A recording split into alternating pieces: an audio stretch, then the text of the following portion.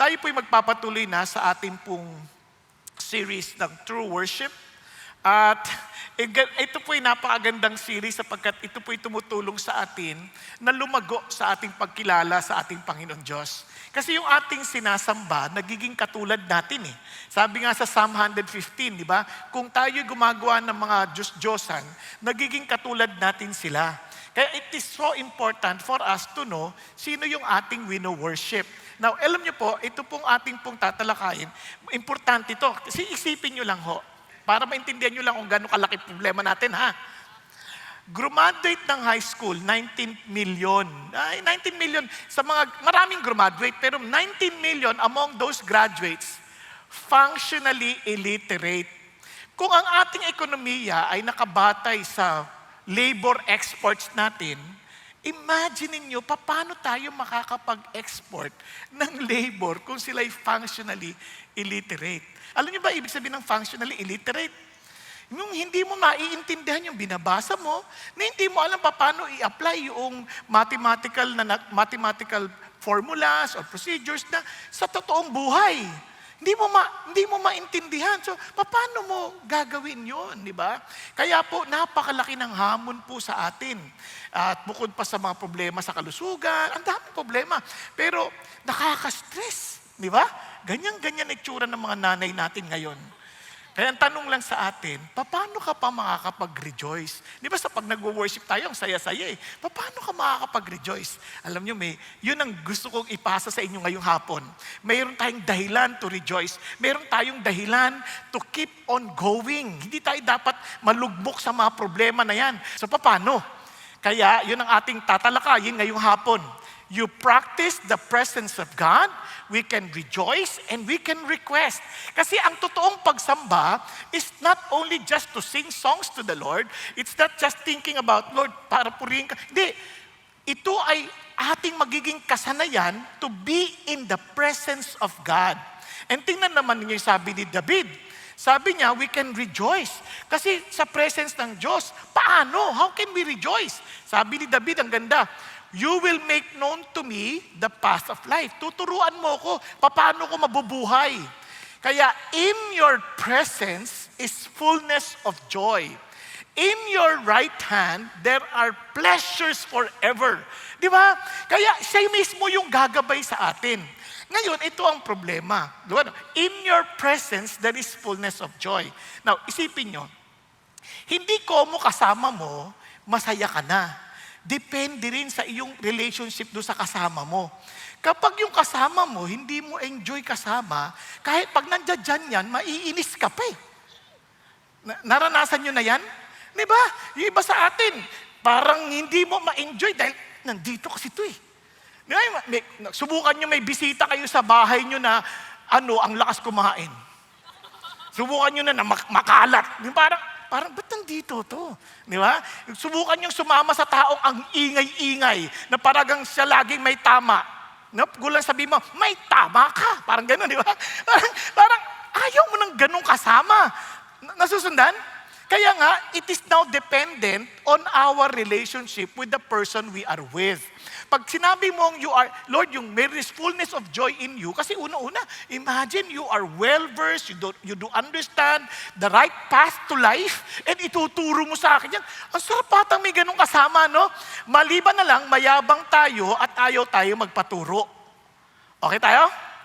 Kaya ito po ay importante na we need to practice the presence of God where we can rejoice. Remember, ang worship natin, if we know God, if we truly have an experience of God, ano yung worship? Is our proper response. Yung tamang tugon natin. Kaya kung mali ang ating pagkaintindi sa Diyos, sigurado ko hindi magiging maayos ang ating lagay sa buhay.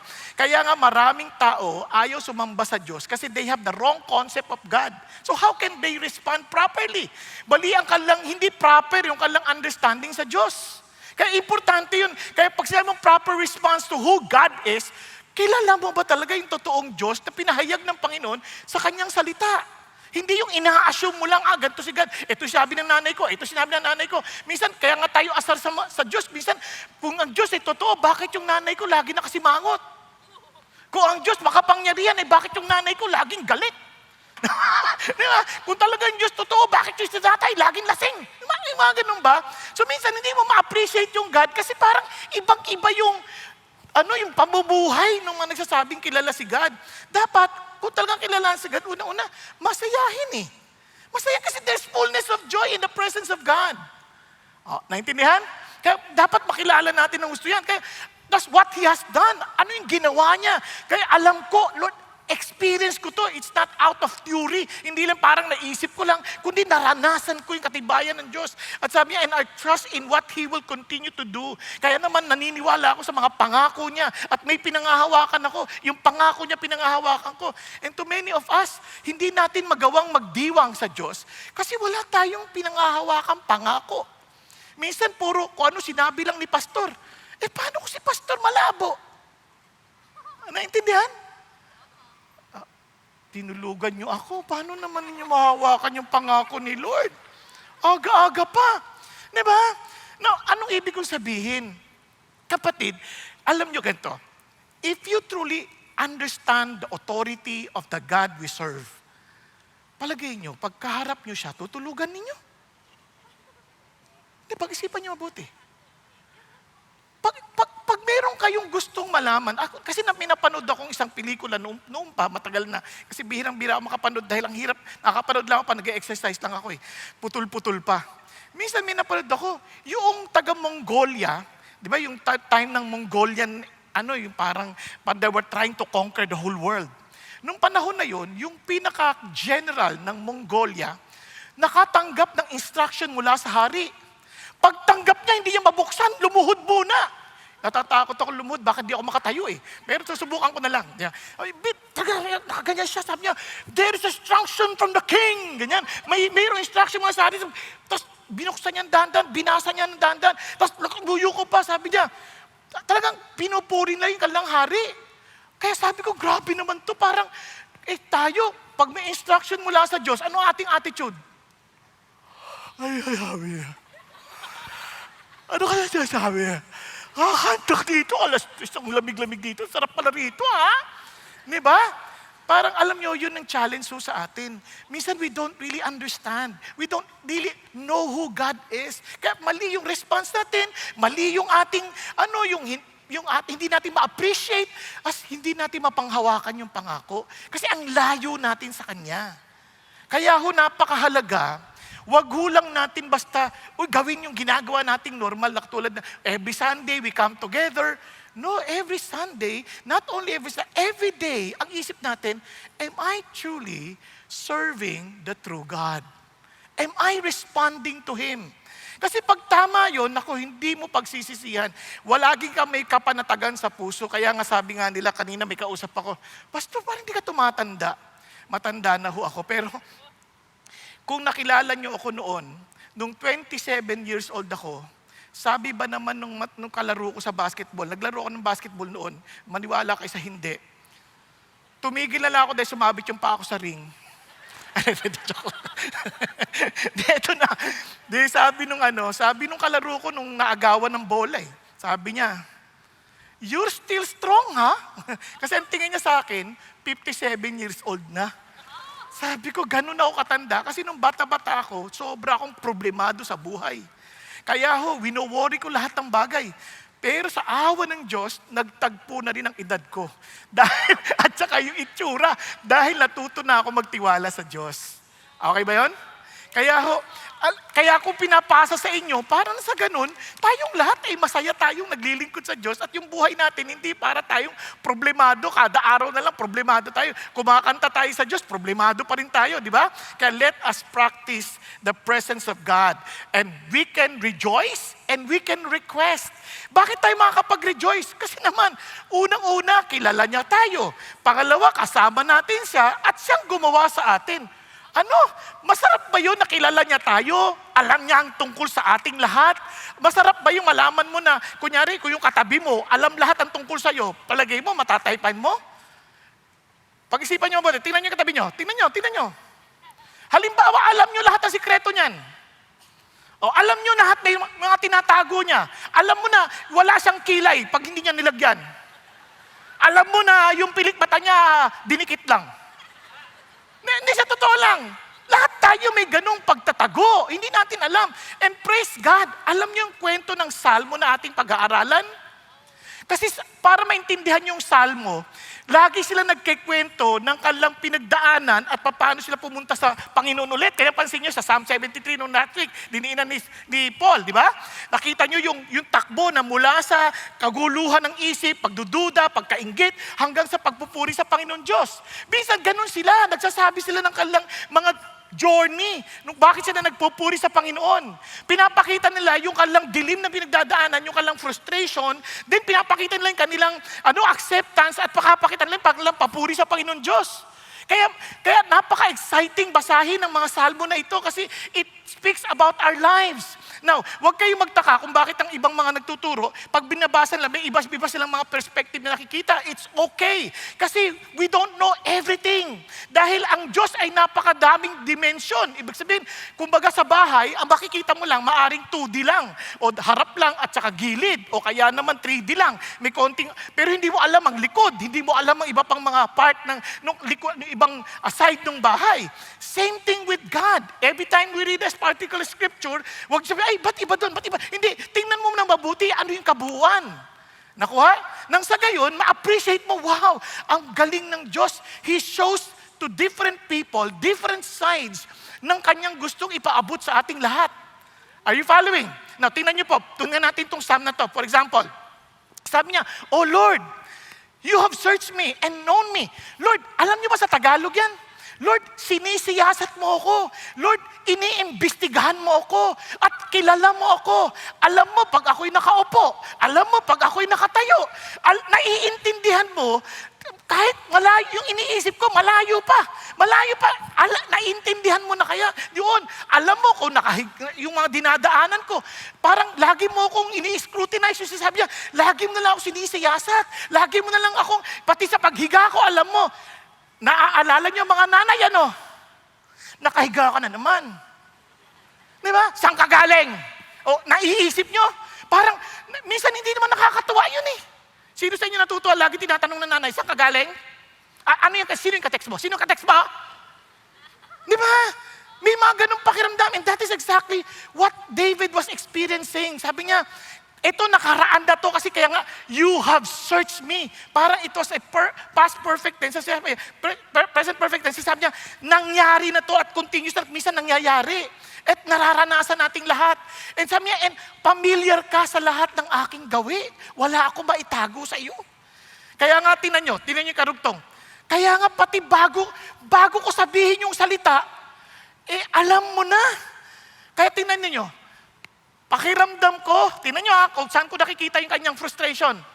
Pakiramdam ko, para mo kung nandiyan ka sa harap, nasa likod, para mo akong tinrap. Naintindihan nyo ibig sabihin? Para nyo akong tinrap. Tapos yung kamay mo, parang ang diin-diin sa akin, na nilalagay mo ako sa dapat kong kalagyan.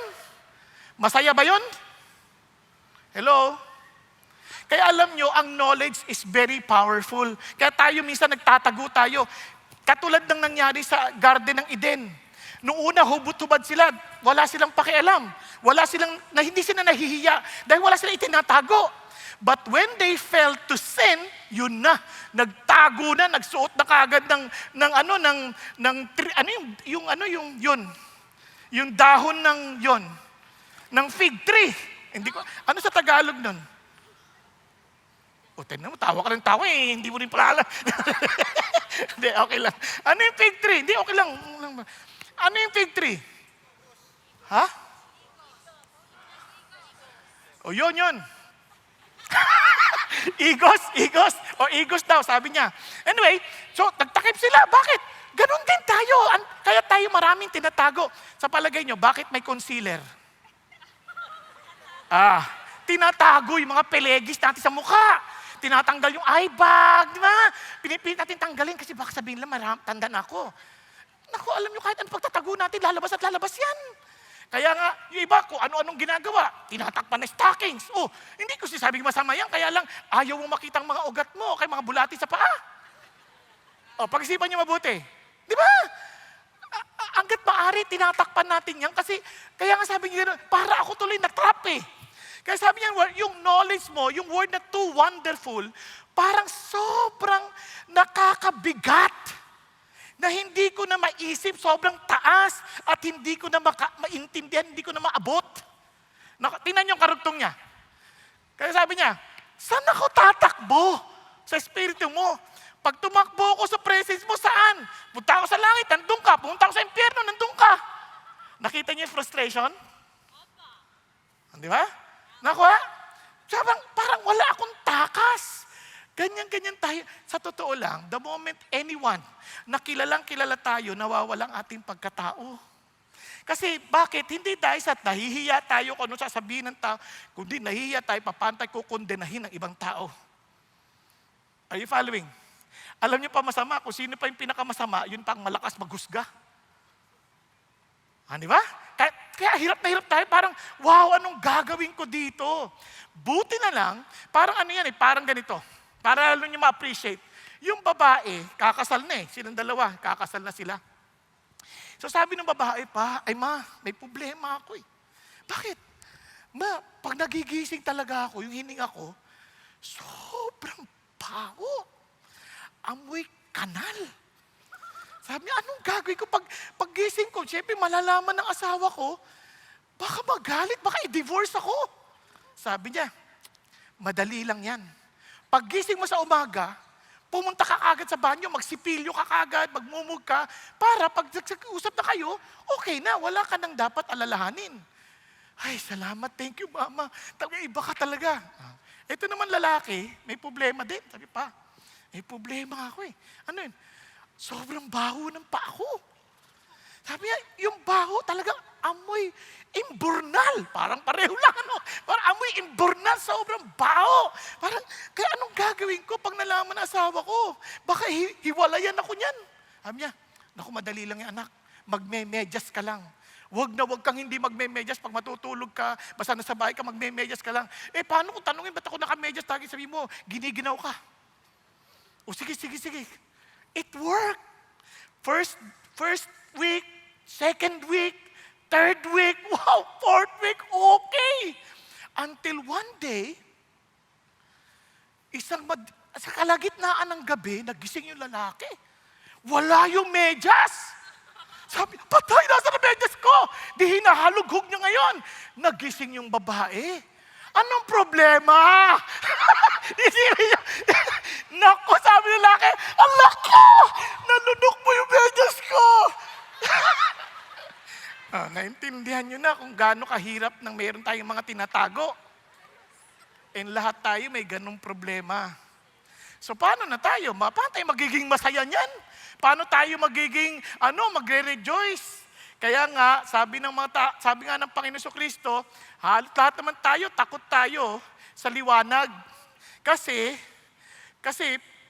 takot tayo na mabisto yung ating mga pinaggagawa. Kaya nga, pag iniisip mo, maraming tao ayaw lumapit sa Diyos. Kaya iba, ayaw nga sumambi. Uy, punta ka sa CCM, sama ka sa amin. Huwag na, masusunog ako dyan. Di ba? Narinig niyo na yon? Ayoko dyan, masusunog ako. Halika, mag-aawitan tayo sa Panginoon Diyos. Aawit ako dito, kakahiya kay Lord. Alam niyang napakasama akong tao. Di ba? Kaya, pataas-taas ng kamay itong bruho na ito, hindi nagbabayad ng utang to. Di ba, meron tayong ganun? Di ba, pagtingin natin, ayun, yung may utang sa akin, pasayaw-sayaw pa. Pag ganyan-ganyan. Ako, mapuntahan nga. No. Di ba? Sa totoo lang.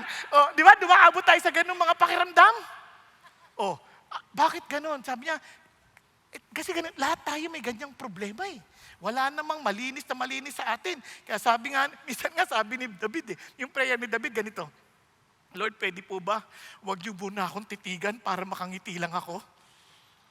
Kasi si David yan prayer niya sa Lord, Lord, pwede huwag niyo po akong titigan, makangiti lang ako. Kasi ang hirap ata na alam ng Lord ang bawat ginagawa natin. Kaya minsan nga, sa totoo lang, naranasan niyo ba yung tataas ka lang ng kamay? Pataas-taas ka pa ng kamay. Kapapalo mo lang sa anak mo. Diba? Pataas-taas ka pa ng kamay. Kinain mo yung pagkain na hindi para sa'yo. Pag-isipan niyo mabuti. Kanina lang may ginawa kang kababalagan. Ngayon, pakanta-kanta ka pa. Kanina lang nagmura ka Ngayon, naaawit. Napansin niyo po yung, yung struggle? Pero itong amazing part. Nung alam ni David yan, kaya very frustrating. Pero, ito yung turning point. Nung na ba na niya, pero sobrang halaga ng pagkakilala niyo sa akin. Sobrang dami, hindi ko maabot lahat, detalye ng pagkakilala mo sa akin. Kung bibilangin ko, hindi ko mabibilang. Sabi niya, kasi nagulat ako nung magising ako. Siyempre, kumbaga natutulog ka sa iyak na parang kahihiyan sa Lord eh. Pero nung nagising ako, andiyan ka pa din. Hindi mo ako iniwan. Minsan, halimbawa lang nahuli ka ng asawa mo. May ginagawa ka din maganda. Patay na. Iiwanan na ako nito. Ito si God. Alam niya lahat. Pero Lord, hindi mo ako iniwan. Andito ka pa rin. Andito ka pa rin. Alam niyo, lahat tayo, marami tayong mga maling desisyon sa buhay. Marami tayong dilim na mga pinaggagawa na kung malalaman ng iba, ikahihiya natin eh. At kung maaari pa baka iwanan tayo ng mga katabi natin. Baka hindi na tayo pansinin dahil sa mga kapalpakan natin. Sa mga desisyon natin, sa mga mali nating mga pinagpipili. Baka sabihin nila, naku, wala na, iiwanan na nila ako. Kaya marami sa atin dito, mga kapatid, alam ko may mga pagkakamali, iba sa inyo nagtaksil, sa inyong pamilya, tapos biglang hindi nyo na alam, paano kayo magsisimula ulit, paano kayo Pero alam nyo, itong amazing part sa Diyos, kahit anong dilim yan, ano sabi niya? Tingnan nyo. Even there, your hand will lead me. Kahit doon, i-guide mo pa rin kami. Pag lumapit kami sa iyo at tinanggap namin na yung pagkakilala mo sa amin, i-guide mo pa rin kami. Tunay nga yung kadiliman, kahit sobrang dilim na na-overwhelming na, at yung liwanag sa iyo, ay talagang kahit ano pang gabihan yung liwanag. Kaya sabi niya, even the darkness is not dark to you. Kaya kahit yung dilim, hindi madilim sa inyo. Kaya sabi niya, and the night is as bright as the day. Darkness and light are alike to you. Ano siya sabi ng Lord?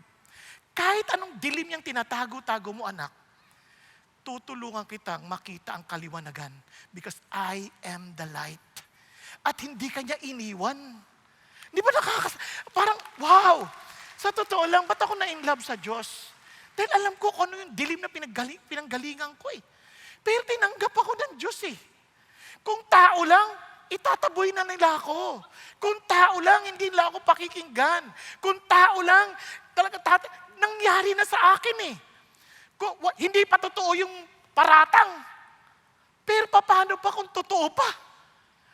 Yung paratang na yun, may konting katotohanan, pero maling-mali. Kanya lang, sabi ko, pero kung paano malaman mo pa yung mas matindi ko pang nagawa? Kaya nga, yun ang nakatulong sa akin habang pinaparatangan ako ng kahit sinong tao. Pag ako kunyari, di ba, pag nakilala ka, parang biglang umaatras, nagkamali ka lang ng pagbitaw ng joke, galit sa'yo. Ngayon, ang tanong, pero ang Diyos hindi kanya iniiwan eh. Ilan na mga kaibigan nyo na hindi na kayo masyadong kinakausap dahil lang sa pagkakamali nyo na nakaraan? Hello?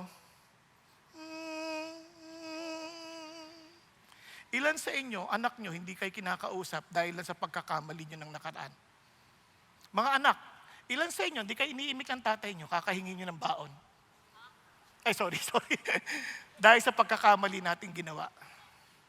But our God is still there and telling you, to me, I don't care how dark it is, to me, there is no darkness at all. I can turn your mess into a message.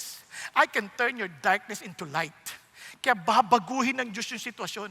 If you only know who God is, He can turn that into something worth praising the Lord. Nakuha? Hello? Kaya alam nyo ho, sa atin kapag naintindihan natin, tingnan nyo sabi ni Timothy Keller, gusto ko sinabi niya.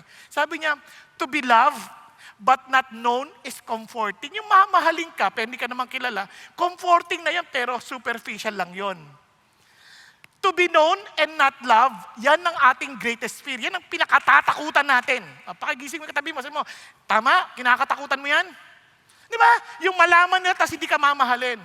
But to be fully known and to be truly loved is, well, a lot like being loved by God.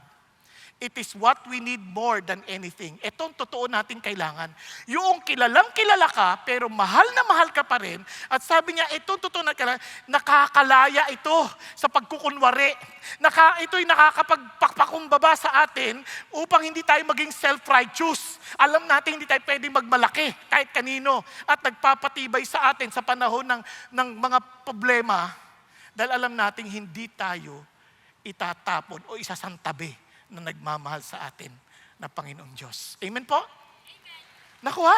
Kaya, grabe, wow! With that in our hearts and mind, di ba't marapat lang na tayo sumamba sa Kanya? Kaya minsan, pag sumasamba tayo, pansinin nyo, kahit alam naman natin, alam ni Lord yung ating pinaggagawa, hindi tayo makapagtaas ng kamay. Hindi natin makanta, Lord, hindi ako marunong kumanta, baka pag narinig ng katabi ko, maasar sa akin eh. Hindi naman siya kinakantahan mo eh. Si Lord eh. Kaya kung kakantahan mo, Lord, ako tanggap mo ako, kakantahan kita kahit wala ako sa tono. Kasi tanggap mo ako eh. Kakantahan kita, Lord, kahit hindi ako marunong sumayaw, sasayawan kita. Kasi kayo yung kinasayawan ko eh. Kaya nga, malayang-malaya kang sumamba sa Panginoon Diyos. Hindi ka nag-iisip na ano na, kukondenahin ako ng tao. So what? Kaya nga, parang sa sobrang enjoy mo yung pagmamahal na yon, kahit as long as I am breathing, hanggat humihinga ako, hanggat meron akong dahilan para purihin ang Diyos, hindi ako mananahimik, buhay ang aking Panginoon, at paano ko ito makikimkim sa aking kalooban. Alam mo, itong amazing part sa atin pa, Panginoon, ano? Hindi lang ho niya tayo kilala. Hindi niya lang tayo sinabi, I love you. Pwede yan, I love you, pero pwede ba, huwag ka sumama sa akin? Meron po kasi mga ganun tao, di ba? Anak, alam mo nang mahal kita, pero pwede, huwag kang sumama sa akin, ha? Lumaylayo ka na sa akin kasi naaalibadbaran ako pag nandiyan ka eh. Pero hindi ganun ang Panginoon Diyos eh. Ang ating Panginoon, ibang-iba. Alam, bago ko basahin sa inyo yung continuation of Psalm, gusto ko ba na ipakita sa inyo to, no?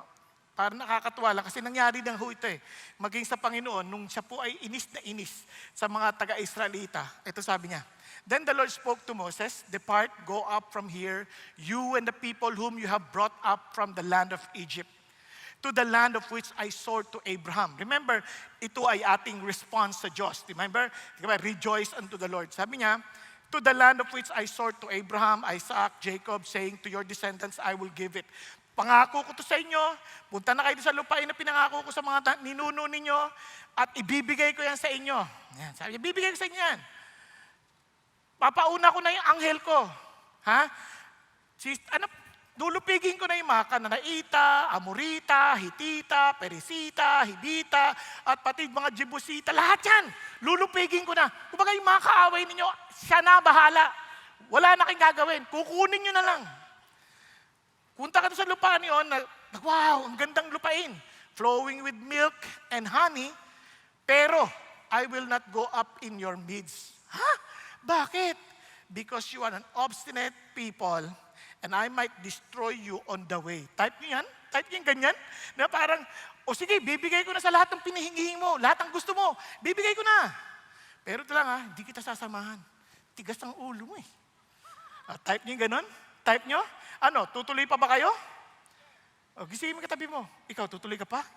Sobrang pagod yung kasabi mo, sa kapupuri sa Panginoon, nakatulog Di, okay lang yan kasi ibig sabihin, you are at peace even in the midst of storms. Diba? No. Ang pag-isipan niyo buti, parang sisirain ko lang kayo eh. Alam niyo, amazingly, sabi ni Moses, iba si Moses eh.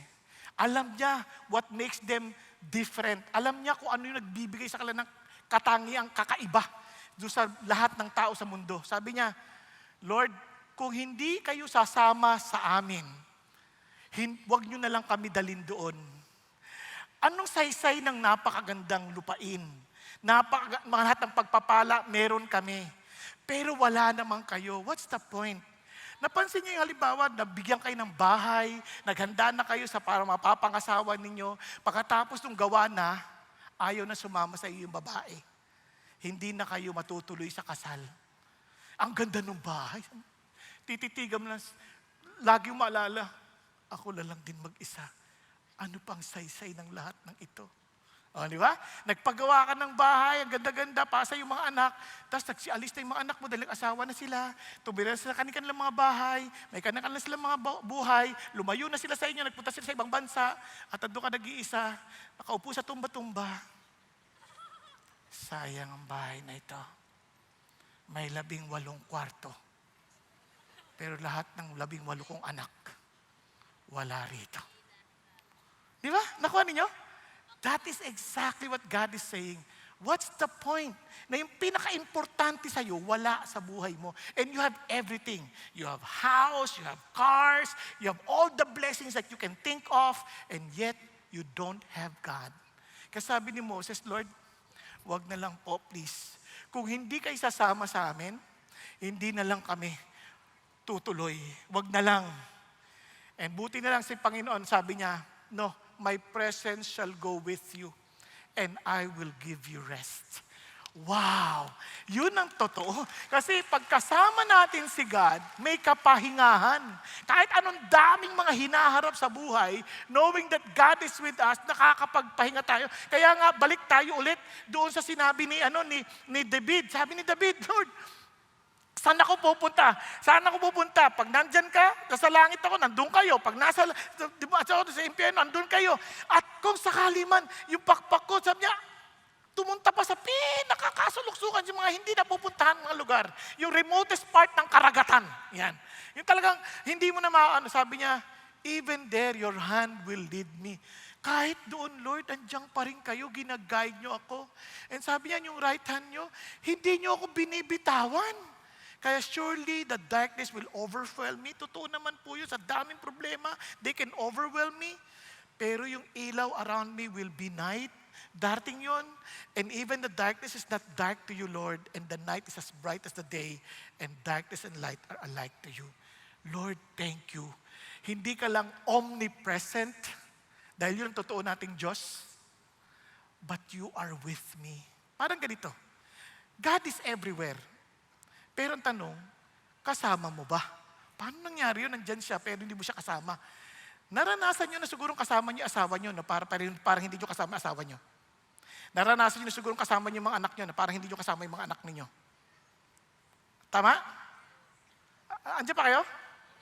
Naranasan nyo na yung mga ganung bagay na parang you do not exist. Yun ang ibig sabihin na andyan siya pero parang hindi mo siya kasama. Hindi kanya iniimik, hindi mo siya iniimik, hindi mo kayo nag-uusap, wala kayong komunikasyon. And ang ganda sa Panginoon Diyos, hindi siya ganon. When we say God is with me, we are saying, Lord, I always to seek you, I desire to be with you, and I will not allow myself to live without you. Kasama ko kayo, Lord. Uunahin ko na kayo. Kaya nga ho sila George Muller, nakakatuwa. Sabi ni George Muller, every day of his life, araw-araw, ang una niyang gagawin, magpe-pray siya, magbabasa ng scripture, making sure that he will be happy in the very presence of God. Kasi yun ang hinahanap niya eh. Yung masasabi niya, Lord, ginaguide mo ako. Thank you, Lord God, na kasama ko kayo kasi ginaguide ninyo ako. Unlike na parang ang isip mo, parang Lord, ang layo-layo mo. Kaya nga, ang sarap na isip no, na ang ating Panginoon Diyos, ito po, napakaganda sabi niya, pinangangakuan ka. Sabi niya, make sure that your character is free from the love of money. Hindi mo kailangan maghabol sa pera. Bakit? Being content with what you have. Dahil, sabi niya, siya mismo ang nagsasabi, hindi kita iiwan, hindi kita pababayaan. Hello? Alam niyo, hindi niyo pwede i-fake yan sa Panginoon Diyos. I don't care how religious you are, but you know whether God is really with you or not. Kaya marami pong iba nagpe-pray, parang nasa ceiling lang yung prayer. Parang hindi kumukonekta sa Diyos. Yung iba ho, iyak na ng iyak sa Diyos, parang walang nakakarinig sa kanila. Kasi you know that you are separated from God. Kaya nga, God Himself is trying to reach you out, pero ayaw mong iabot yung kamay mo pabalik. Kaya ayaw mong i-release yung sarili mo and allow God to really reach out to you. Kaya tuloy, hindi mo ma-experience, Lord, nandiyan ka ba? Kaya lagi tayong kinakabahan, lagi tayong nagwo-worry, lagi tayong natatakot sa anong mangyayari sa kinabukasan. Kaya alam niyo po, naalala ko nung natanggal po ako sa ministry. At parang iniwan ako ng mga kaibigan ko. Praise the Lord, ang Diyos hindi nang iiwan. Ang Diyos talaga hindi nang iiwan. Paano? Papaliwanag ko sa inyo. Di, eto na ho. Eto na, kwento ko na to, pero gusto ko lang ulitin para lalo nyo pang madiinan sa inyong mga puso. And for those who will be hearing this for the first time, maganda ring marinig ninyo. Di, eto na ho. Ito mga kaibigan ko, at nakikita ko sa daan, parang hindi ako nag-e-exist. Babating ko pa, "Uy, kamusta na kayo?" Parang dadaan lang na ganyan. Parang hindi ka nakikilala. Sabi nga ng asawa ko minsan, "Sana sinapak mo na lang." Iba rin tong asawa ko. Butangera. Pero tahimik yung asawa ko. Ano na sabi niya, "Sana sinapak mo na lang para ano, total di ka naman pinapansin." Sabi ko, ganun. Sabi ko, "Iyaan mo na lang." Ito na. There was a time. Kasi siyempre yung mga taong walang gustong tumulong sa iyo, whatever. Living by faith po ako eh. Sabi ko ganun. Nung mga panahon na yun, sabi niya, "Sweetheart, yung anak natin mag-e-enroll na. 4 yung anak namin. Kailangan na natin ng tuition fee." Bilang tatay, hindi ko nagsabi, wala tayong pera. Hindi ako ganun kasi ayoko naman yung asawa ko na para mag-aalala pa, di ba? Sige, huwag ka mag-alala dyan. Sabay takbo sa kwarto. Takbo ako sa prayer room ko. Pray ako, "Panginoon Diyos, nangako ka, hindi mo ako pababayaan. Nangako ka, kasama mo ako." Yan ang prayer ko. Umiyak talaga ako. Hindi ako nagkukunwari. Kasi kaya nga may prayer room eh. Di ba? Para masabi ko yung totoong niloloob. Nung time na yon, nakakapag-volunteer na ako dito, mag-preach, ini-invite na ako. Eto. After nun, sabi ng Lord, "I promise that I'll take care of you." Opo, thank you Lord. Kalmado na ako, masaya na ako. Trabaho na ako ulit. Napunta ako sa St. Francis pa nun eh. Nandun ako, kasi habang yung discipler ko nandun din ako. Tapos nakita ako ni Pastor Peter, sabi niya, "Uy, Pong, itong table na to, total wala namang gumagamit. If you want to use, you can use it while you're here." Wow, ang bait naman. Parang, sino naman ako para pagamitin ng table, di ba? May table doon. Hindi man ako empleyado, di ako pastor dito. Guest lang ako. Pero bakit na ako? Membro na ako. Yan. Tapos mamaya tinawag ako. "Bong, come. Tinawag ako sa kwarto niya. Inabutan ako ng envelope. Sabi, "Ano po ito?" "You need that." "Open it." Sabi ko, kinakabahan ako na kaya ito. Pagbukas ko, tululuha ako talaga. Iyak ako ng iyak. Lord, it's okay. Takbo na ako sa table. Kulang to. 4 yung anak ko. Hindi kakasya to. Hindi naman niya alam na ganun yung nangyayari sa akin. Di ba? Ang alam niya lang na parang umiyak na ako. Parang either natutuwa ka ba o sobrang tuwa ka. Hindi, sobrang Lord, kulang talaga to. Maawa kayo sa akin. Sabi niya, "Ano ka pa naman?" Parang may sabi sa akin, "Huwag ka nang umiyak. Kunta mo nga, binigyan na nga kita eh. Huwag ka mag-relax ka lang." Tapos pumunta na ako doon sa next invitation ko magsalita. Habang naglalakad akong ganyan, bigla may humabol, Pastor Bong. Sabi niya, "Uy, brother." Tawag pa sa akin ng Brother Bong. Brother Bong. Sabi niya, "Uy, kamusta ka na? Tagal na kitang hinahanap. Ano ka ba? Bakit? May phone number naman ako sa iyo. Ba't di mo tinawagan? Tinatawagan kita, hindi ka sumasagot. Pareho ba rin number mo?" "Pareho naman." Sabi niya, ito, pinapaabot sa'yo ng Diyos. 2 months ago na yan." Naku, alam niyo, pagtingin ko doon sa cheque, 2 months na talaga nakadate. At sapat na sa tuition fee ng 4 kong anak. Sabi ko, wow! Sabi ko, Lord, ano yung nauna? Ano ka ba? Pang school supplies. At saka pang tithes mo sa Panginoon. Wow! Sabi ko, Lord, you're so amazing. Bakit? Because He will never forsake us. Iwan ka na ng kaibigan mo, iwan ka na ng magulang mo, dahil hindi mo naman permanenteng kasama magulang mo. Either sila'y tatanda, manghihina, but our God is with us. Kaya we can rejoice. Di ba? Kaya guluhin man tayo ng mga taong huwag tayong mag-alala. Bakit? Hindi lang siya talagang kasama. Anong saysay kung kasama po yun? Wala naman siyang kakayanan. Kaya nga, it's so good for us to be reminded that He made us, ginawa niya tayo. Alam niyo, hindi madali yun na ginawa niya tayo. Tingnan niyo naman, sabi niya, "You formed my inward parts. You wove me in my mother's womb. I will give thanks to you, for I am fearfully and wonderfully made. Wonderful are your works, and my soul knows it very well." Alam niyo ba, napaka-comforting yan? Every part of us, sabi ng Lord, alam ko. Paano ka binuo? Alam ko. Bawat bahagi ng katawan mo, alam ko. Kaya sabi niya, "I am fearfully and wonderfully." Yung word na fearful dyan, hindi yun pagkatapos niya magawa, ay, nakatakot. Hindi ganun. Nung pagkagawa sa niya, ingat na ingat kanyang tinatagni-tagni sa isa't isa. Alam niyo, sobrang asar ko sa itsura ko ha. Hindi ako tuwan-tuwa sa itsura ko noon. Ngayon natanggap ko na. Noon, pag nakita ko mukha, ba't ganito naman ang itsura ko? Bakit yung kaibigan ko, ang tangos ng ilong, pag hinahangin, gumagalaw? Ako, bagyo, walang kaganig-ganig. Ba't ganon? Plakdang-plakda. Hindi, yung butas ng ilong ko, hindi nakadiretso, nakahiga. Bakit ganon? Diba, naintindihan sabihin? Kasi tayo, naghahangat tayo ng yung wala tayo eh. Alam niyo, yan yung ginamit ng Diyos para may bumubulong sa tenga ko. Hindi ka ba nagpapasalamat? Kasi meron ako na rin ganoon, pero parang binalik niya sa akin, hindi ka ba nagpapasalamat? Yung ilong mo hindi baligtad. Kasi kung baligtad yan, konting ambon, lunod. Pag-isipan nyo. Di ba? Ang hirap ata ng balik. Mag-swimming ka, nabaligtad yung ilong mo. Lunod ka talaga. Pero itong amazing part, yung ilong, hindi yung tangos, kundi magaan bang hininga mo sa buhay? Yan ang tanong na malaki. Magaan ba yung hininga mo sa buhay? Kasi, naalala niyo yung palatastas ng ni Yusef, ang tatangos sa ilong, puro may sipon? Diba? Para, pinaka-importante, matangos si ilong. May ilong ka na nakakahinga ka ng maluwag. Kasi sabi niya, my frame was not hidden from you when I was made in secret. Is skillfully wrought in the depths of the earth. Talagang masinsin ng pagkakagawa. Amazing. Sabi nga niya, yung mata mo, kitang-kita mo yung unformed substance ko eh. Hindi lang yun, may plano siya sa buhay mo. Your book were all written. The days that were ordained for me. When as yet there was not one of them. How precious also are your thoughts to me, O God. How vast is the sum of the sum of them. Na parang naalala ko si Michelangelo, nung mga artists, mga sculptures, mga sculptor, dinigyan sila ng isang malaking marble. Sabi niya, ano yan? Basura na yan eh. Si Michelangelo, iba, pagkakita niya. Sabi niya, I see David. And I have to remove everything that's not David. And when God saw us in our unformed substance, kita niya kagad, anong klaseng tao ka. It doesn't matter how you look.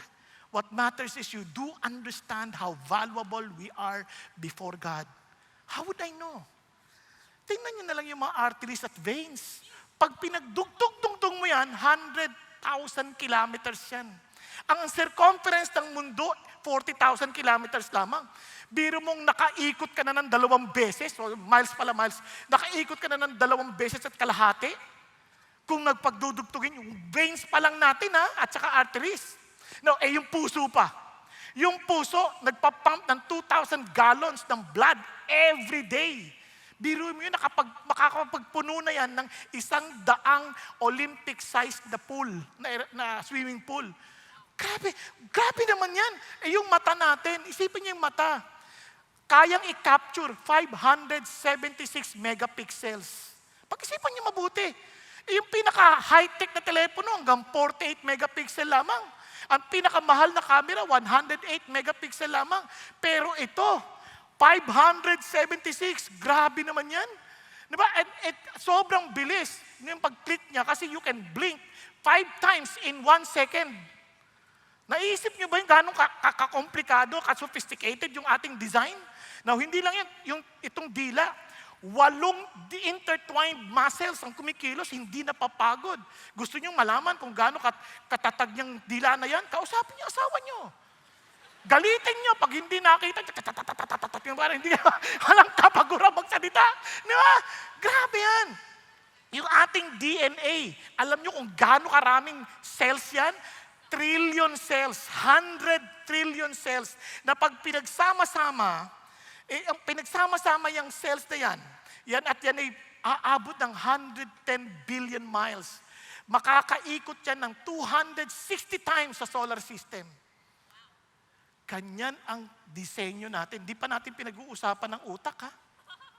Pag-isipan niyo mabuti. Kahit sinong mahusay na robotics scientist, hindi basta-basta makakagawa ng kaparehong meron tayo. At kung sakaling meron, ilang trilyong dolyar kaya ang kanilang gagastusin? And I'm telling you now, ganun ka kahalaga sa Diyos. Di ba? Kasi sabi ko, Lord, totoo ba to? I don't care how you feel about yourself, but God is saying, you are so important to me. Para lalong madiinan sa atin kung gaano ka-importante yung pagkakilala natin sa Diyos, pakinggan ho natin ang patotoo ni JP Ocampo. I am JP Ocampo. I had entered this life with many challenges.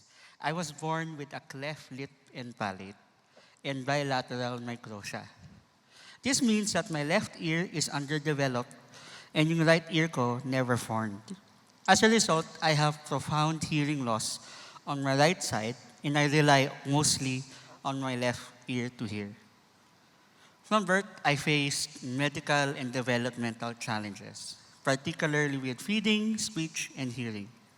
And I wore a hearing aid for most of my childhood.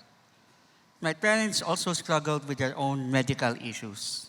My mother had lupus during her pregnancy, which contributed to my complications while I was in the womb. She continued to face frequent surgeries and hospitalizations after I was born. My dad was an ER doctor, therefore, I was no stranger to beeping machines and doctor's visits, both for my mom's health and mine. At 2 years old, after the surgeries, my dad was finally comfortable enough to introduce me to the rest of the family. He had been deeply ashamed that his son, a doctor's child, was born with so many congenital deficiencies. With what they could afford, my parents gave me the necessary medical care, and I was placed in special schools to help me overcome my hearing and speech difficulties. They even wrote letters to my school requesting that I be seated at the front and exempted from the school's haircut policy, so my hearing aid could be covered up. My parents struggled with their relationship and eventually separated. I witnessed their fights while trying to focus on my studies, and I saw my dad smoke late at night after coming home from the ER. My mom cried at night, ashamed of the weight gain from her steroid treatments. Her life was going to be short, but that was just the beginning. As I entered my teen years, my life took a tragic turn. My dad was diagnosed with stage 4 tongue cancer. Years of smoking has caught up with him. He refused surgery and I watched as the cancer slowly ravaged him. He passed away when I was 14 years old. Just a few months later, my mother suffered her second stroke, which left her bedridden for 4 years, and she eventually passed away when I was 17. I was left to cope with the loss of both parents, all while wrestling with insecurities and questions about my identity and my faith.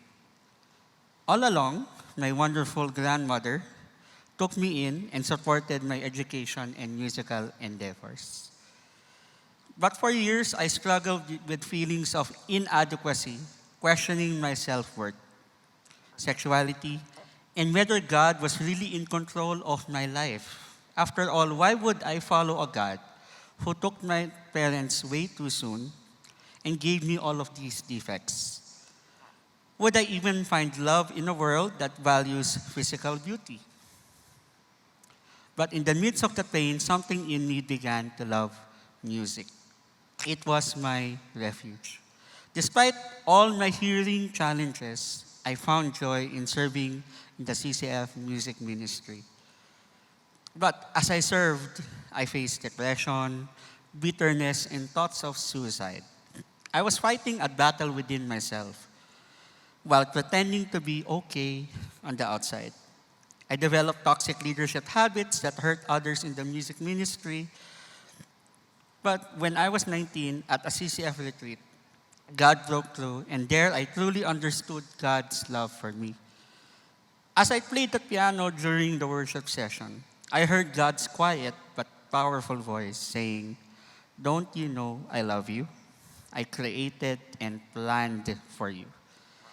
You are here playing for me. Is it an accident? This is where I want you to be." It was then that I truly surrendered everything to God. I genuinely accepted Jesus as my Lord and Savior and made a covenant to love and to serve Him all my life. I gave up my harsh ways as a music director and learned to be kind and gentle with other musicians and singers. Even with all the challenges I grew up with, the cleft lip, hearing loss, surgeries, bullying, hospital visits, and losing both my parents, I've come to realize that none of it was a mistake. God intended for me to be here, to serve Him in music, and to minister to the world. Psalms 139 reminded me that God saw me, formed me, and wrote every single day of my life before I took my first breath. For so long, I thought I was defective, a disposable burden.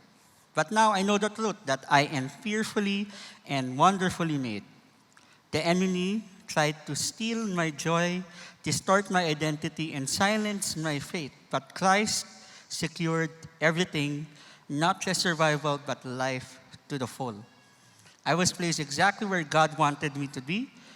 From a life of doubt came a life of blessing and security in the Lord.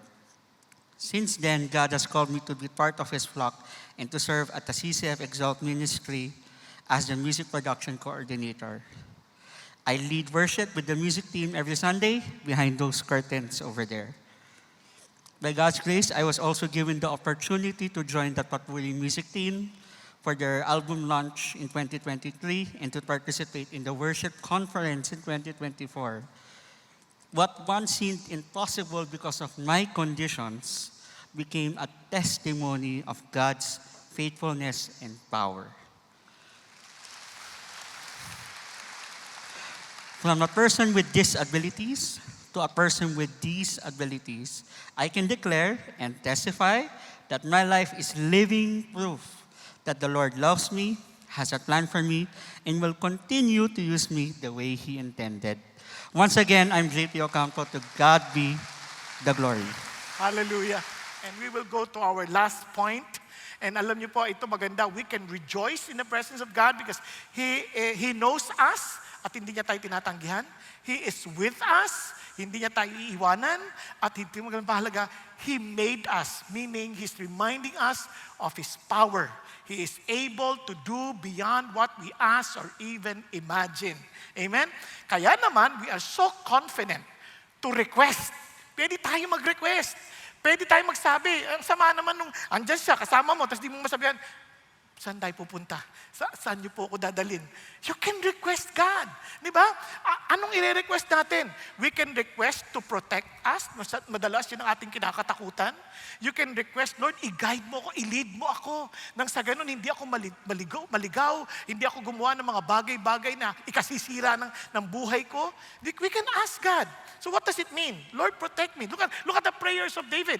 Sabi niya, if I should count them the way, they would outnumber the sun. When I awake, I'm still with you. Oh, that you would slay the wicked, oh God. Kaya Lord, kung pwede lang ito masasama, pwede nyo naman lupigin nyo na lang po. Depart from me, therefore, men of bloodshed. Alam nyo, ang bait ng Diyos, we can express to God kung ano talaga niloloob natin. Hindi naman sinasabi ng Lord, tama yan, anak, pero Lord, patayin nyo na nga ito, mga ito. Minsan, gusto natin sabihin yan, pero nahihiya tayo na sabihin. Si Lord ang sasagot. Okay? Kumbaga, kung yun talaga nilalaman ng puso mo, di ibuhos mo nang sa ganun, gumaan-gaan yung pakiramdam mo. Okay ba yan? Lord, nahihirapan na talaga ako sa tao na to eh. Tulungan mo naman ako, naiinis na ako. Pag nakikita ko, dugo ko eh. Tulungan ka naman ng Diyos, malay mo, kunin ka kagad ni God.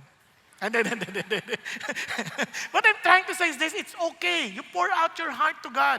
And amazingly, yun ang sasabi niya, for they speak against you wickedly and your enemies take your name in vain. Lord, grabe. Kasi talagang ang Diyos, He can vindicate us. And ang sasabi niya, do I not hate those who hate you, O Lord? Do I not love those who rise up against you? I hate them with the utmost hatred. They have become my enemies. Ano sinasabi niya? Lord, I have nothing to do with people who are really against you. Alam mo, isang nakakalungkot sa mga Christians, they claim they worship God, tapos minumura rin yung Diyos, pinapalakpakan pa nila. sinusuportahan pa nila. Ano ba yun? Di ba? Huwag tayong ganun. Bagamat sabi natin, Lord, alam ko naman nakakasama yan, tulungan niyo naman kami that we can be sensitive enough to hate what you hate. Hindi tayo nag-express na, galit kami sa'yo! Walang ganun. We will not do anything to do with this. Hindi kami susuporta, pero siyempre yung tao mahal natin, pero yung kanilang ginagawa, hindi natin susuportahan. Andiyan tayo? Yan ang sinasabi niya. Kaya Lord naman, protect us. Nang sa ganun, kasi ang dami nating kalaban, ang dami nating ma-distraction. Habang nag-worship tayo, may nadidistract tayo, di ba? Iba sa atin, mayroong nagte-text. Never once did kaya nakaganyan, nadidistract tayo. Nakikinig tayo sa message, may mag-post, kaganyan. Di ba parang ang dali natin ma-distract? Kaya kasi nga, we wrestle not against flesh and blood, but against rulers, against powers, against the world's forces of this darkness, against the spiritual forces or wickedness in the heavenly. So we ask God for protection. And finally, we ask God for His leading, for His guidance. Tingnan nyo, nung una, Lord, lagi mo na lang ako iniimbestigahan, lagi mo na lang ako sinisiyasat. Now that I surrender everything to you, now that I trust in your omniscience, omnipresence, and your omnipotence. Ibig sabihin ng omniscience, yung alam nyo lahat ng bagay. I trust you in that. Alam nyo, nasaan kayo sa lahat ng bagay, I trust you in that. Makapangyarihan ka, you can do anything. I trust you in that. Kaya sabi niya, Lord, dahil yan po, ito na yung prayer niya, tingnan nyo. Sabi niya, search me, O God. Siyasatin niyo na ako.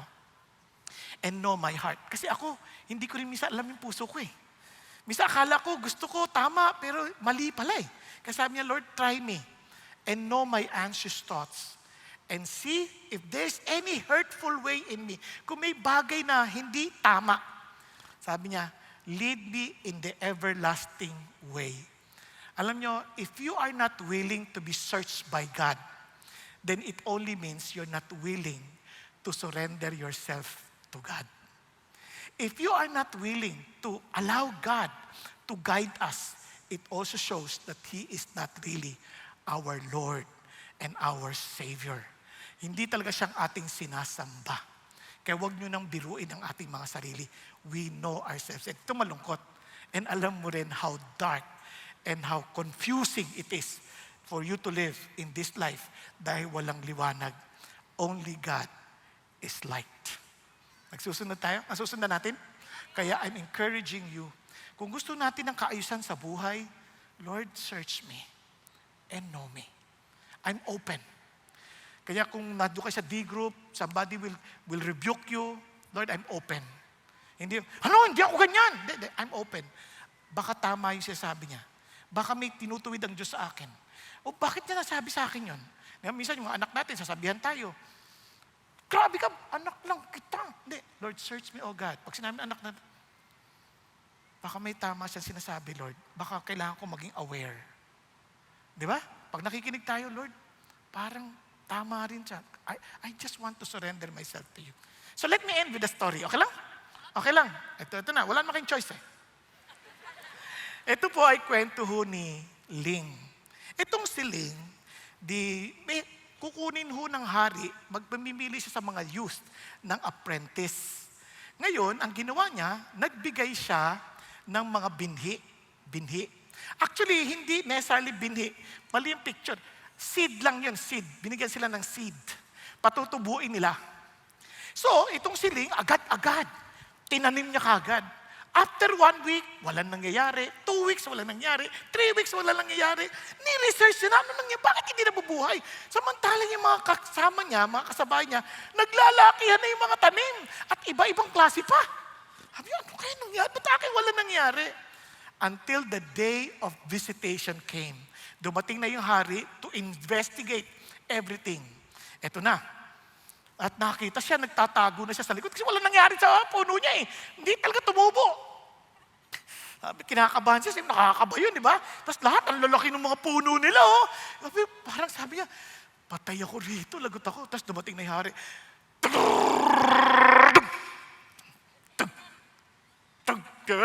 Nakakaba yun, di ba? Parang eto na siya. Tapos pagdating ng hari, tinitingnan sila lahat. Tapos napatingin kay Ling. Ligot ka. Dito na, pagdating sa harapan, tinititigan niya. Tinawag niya yung Ling. Ling, come here. Sabi niya, yes, come here. Come forward. Pinatawag. Tapos ganyan. What happened to your plant? Di, ang kaba.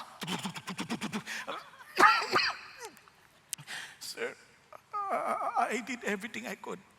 Ginawa ko lahat ng magagawa ko po. Hindi ko tumubo eh. I'm not surprised. Lalo nakakama, hindi ako nagugulat. Alam ko na.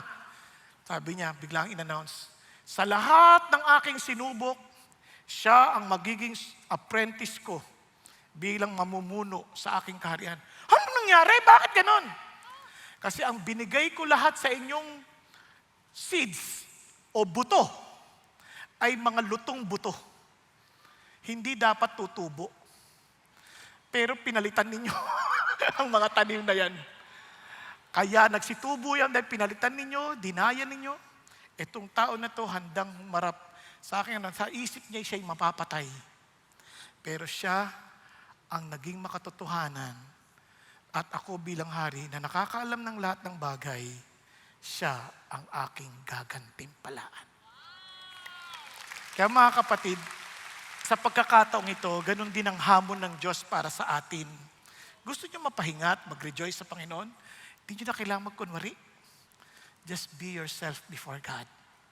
Hindi niyo kailangan magkunwari, Lord, I would prove to you na para maligtas ako, ganito gagawin ko. No. You come to me, you follow me, let me guide you, and I will show you the way. Nakuha? Hindi ito tungkol sa atin, ito'y tungkol sa Kanya. Kaya hindi natin kailangang magtakip, kailangan nating magpakatotoo sa ating Panginoon Diyos. Tayo pong lahat ay magsitayo. Lord, pagod na po ako. Aminin mo sa Diyos, Lord, hindi ko po talaga naiintindihan yung ibig sabihin na kasama kayo. Akala ko parang okay na maging religious, attend lang dito, okay na. Lord, gusto ko talagang maintindihan yung kayo ang aking Diyos, kayong aking Panginoon, kayong aking sinusunod.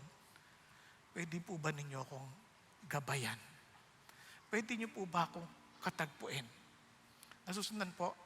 Let's say tayo pong lahat ay magsiyuko. Let's be honest before God. You talk to God. Hindi ko kayo patataasin ng kamay sa mga pagkakataon na to. I want you to personally talk to God and say, God, ayoko po magkunwari. Gusto ko po maging totoo sa inyo.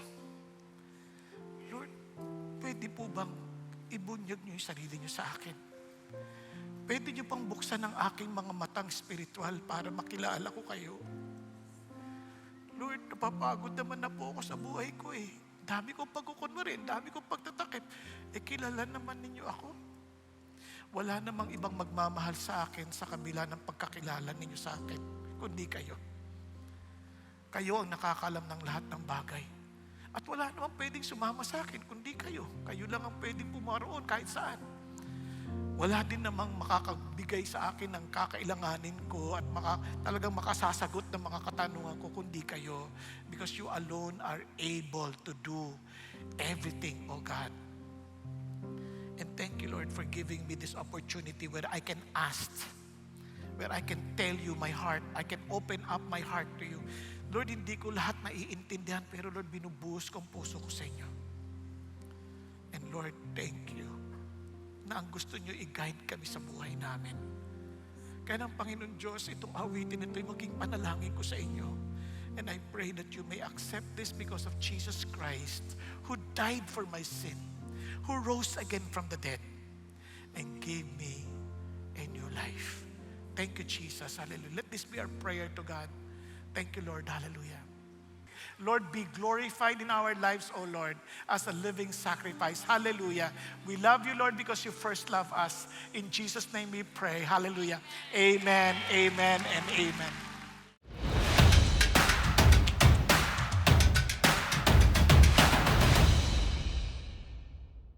Magandang araw, CCF family.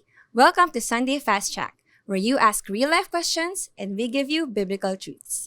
Ako po si Unica Amor Gorin Sazo mula sa Exalt Ministry at kasama natin ang ating speaker na si Pastor Bong Saking upang sagutin ang inyong mga katanungan. Pero bago po tayo magsimula, nais po muna nating batiin ang mga nakasubaybay na mga nanay ng Happy Mother's Day. Okay, so magandang araw, Pastor Bong. Kamusta po kayo? Magandang araw din sa iyo, Unica. Marami pong salamat sa mensahe niyo ngayong hapon. So handa na po kayo? Sige po. Okay, para sa una nating tanong, paano tayo dapat mamuhay at tumugon sa katotohanan na alam ng Diyos ang bawat galaw o kilos natin? Ayan. Unang-una, kung alam natin na alam ng Diyos ang lahat nating ginagawa at minamahal niya tayo sa kabila ng kanyang pagkakilala niya sa atin, hindi na natin kailangan magkunwari. Hindi na ito yung nagbibigay sa atin ng pagpapakumbaba na huwag maging self-righteous. At siyempre, lalo naman tayong ninanais nating gumawa ng ayon sa mga bagay na nakakaluwalhati sa Kanya. Na hindi natin kailangan gawin lang yun dahil may nakakakita sa atin. Kundi ginagawa natin yun dahil mahal natin si God na nakakaalam ng lahat ng bagay. Di man tayo mapansin ng ibang tao, God recognizes everything that we do and He will reward us accordingly. Yun po. Alright, thank you, Pastor. Next question. Ano ang mga posibleng dahilan upang magpatuloy ang isang tao sa kanyang kasalanan sa kabila ng katotohanang wala tayong maitatago sa Diyos? Paano natin sila matutulungan sumunod sa Panginoon? Una sa lahat, may mga tao na maka-Diyos pero walang takot sa Diyos. So kahit alam nilang nakikita sila, nagtutuloy-tuloy pa din. So paano natin sila matutulungan? Una, pwede natin silang bigyan pwede natin silang balaan. Sabihin natin mula sa Panginoon, salita ng Panginoon na hindi natin malilin lang ang Diyos. We are to reap what we have sown. At madalas, hindi naman natin agad aanihin yung tinanim. Minsan yung tinanim natin, it will wait about a year or two bago natin inaani. So we need to remind them of that.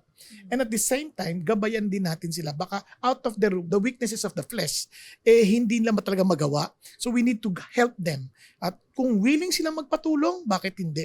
Tulungan natin. Pero kung talagang ayaw lang talaga nila dahil hindi nila maiwasan na talagang ito gusto kong gawin eh. So, hiyaan lang natin sila sa Diyos. Parang prodigal son. Minsan kailangan mong pabayaan hanggang sa dumating sila sa kanilang mga senses at manumbalik sa Diyos. Yeah, I agree. Tapos ipagdasal natin sila ng Yes. mabuti. For the last question, dahil po Mother's Day ngayon at nabanggit din po sa Psalm 139 ang paggawa sa atin na mula sa sinapupunan ng mga ina, anong encouragement po ninyo sa mga ina na marahil kumakaharap ng discouragement o pagod sa kanilang kasalukuyang season? Alam mo kung babalikan mo yung Psalm 139, sabi ng Lord, may palatuntunan siya sa buhay ng bata habang nasa sinapupunan. Isipin mo, ano kaya yung dakilang plano ng Diyos para sa anak mo? So gawin mo lahat na magagawa mo sa kapangyarihan ng Diyos, knowing that this child is not yours, this child belongs to the Lord. Kaya alamin mo yung kalooban ng Diyos, gawin mo yung responsibilidad mo sa mother, and magugulat ka kung anong plano ng Diyos para sa anak mo. Kaya ako, sa totoo lang, I have 4 children. And I praise God for my wife na talagang inalagaan niya yung mga anak namin. And siyempre, magkatuwang kami. Hindi ko maisip kung anong ginawa at yung plano ng Diyos ng bata pa lang sila sa buhay nila ngayon.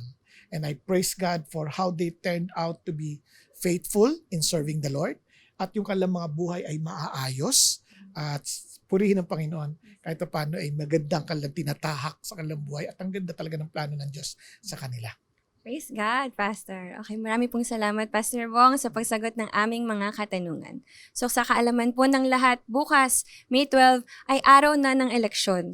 Kaya magpatuloy po tayong manalangin para sa karunungan na pumili ng tama at para na rin sa mapayapang halalan. May mga prayer points tayo online na makikita sa mga CCF social media accounts na maaari nating magamit at maibahagi rin sa iba. Muli, ito po ang CCF Sunday Fast Track. Happy Mother's Day!